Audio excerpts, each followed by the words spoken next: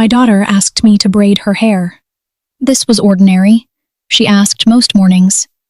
She was 6, and her hair was the particular fine, flyaway kind that needed 2 hands and patience, and I had always done it at the kitchen table while she sat on the stool, and it was one of the small good things of the morning, her telling me whatever was in her head, me working the sections into order.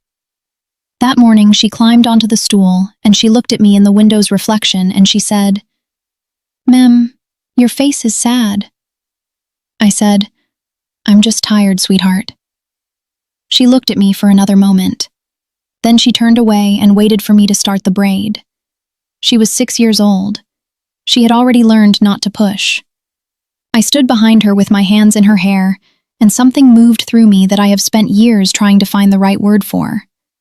Not grief exactly, more like the specific horror of being seen accurately by someone small enough to say it plainly.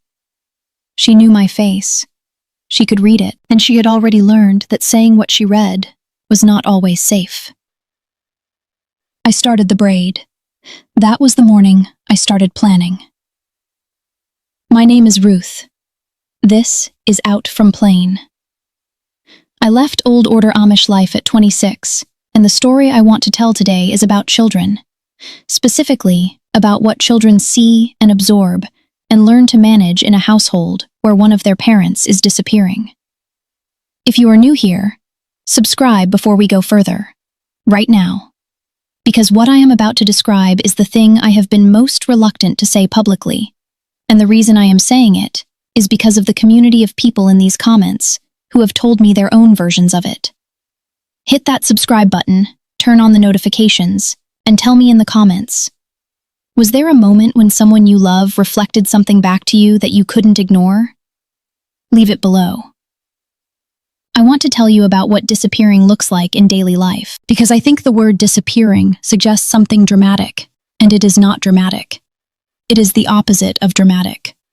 It is very quiet, and it happens over years, and from the inside it can feel almost like peace, because the friction has reduced, and the reduction of friction can feel, for a while, like things getting better.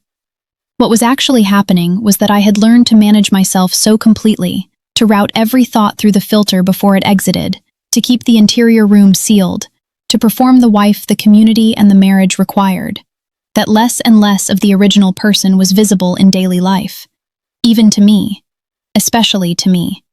The disappearing is the structure's goal, not consciously, not in any individual person's plan, but structurally. A wife who has learned to be entirely managed is a wife who creates no friction. The structure wants no friction. The disappearing is the structure working correctly.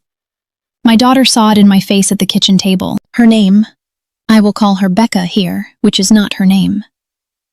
Becca was the one who told me things I had stopped being able to tell myself. Not because she was perceptive beyond her years, not as a special gift, but because she was 6, and 6-year-olds have not yet learned the filtering that adults practice.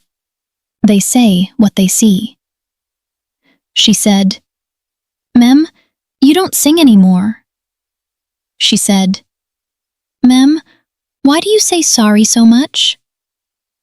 She said, "Mem, when Dad talks, you look at the table. Why do you look at the table?"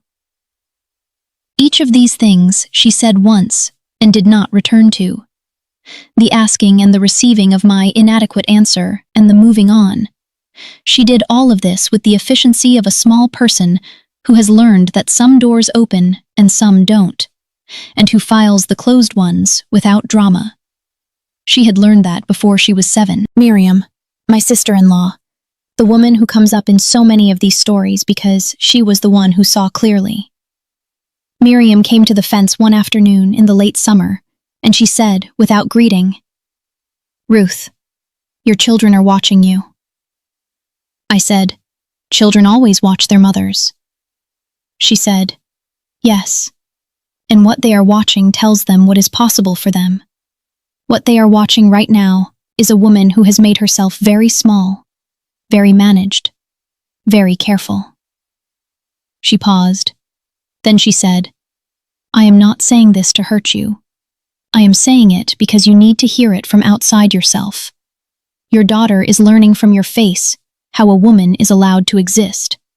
And your face has been teaching her something I don't think you want her to learn." That was the line. I have held it longer than almost anything anyone has said to me.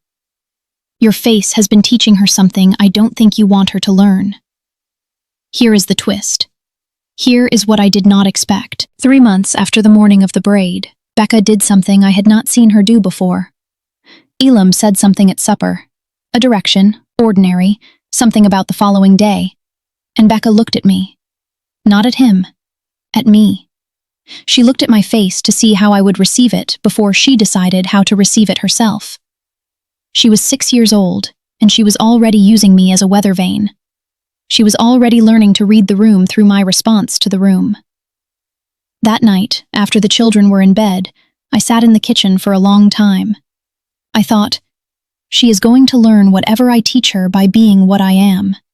If I am this, managed, disappeared, face sad in the window's reflection, she is going to learn that this is what a woman is. How a woman moves through a room.